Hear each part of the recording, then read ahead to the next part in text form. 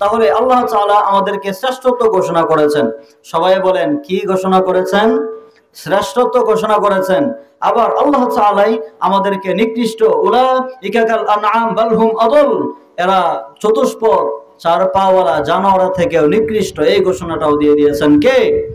তার মানে মানুষ যেমন ভালো তেমন খারাপ, মানুষ অকৃতজ্ঞ, মানুষ মানুষকে কষ্ট দেয়, মানুষ মানুষের বিরুদ্ধে ঝাঁপিয়ে পড়ে, মানুষ মানুষকে আঘাত করে। আজ একটা কুকুরকে কখনো আঘাত করতে পারে? পারে? কোন কুকুর যদি বিপদে পড়ে যায়, আপনি দেখবেন তার পাশ থেকে দুই তিনটা কুকুর তার পক্ষে সাপোর্ট নিয়ে তার পক্ষে দাঁড়িয়ে যায়, ঠিক কিনা বলেন?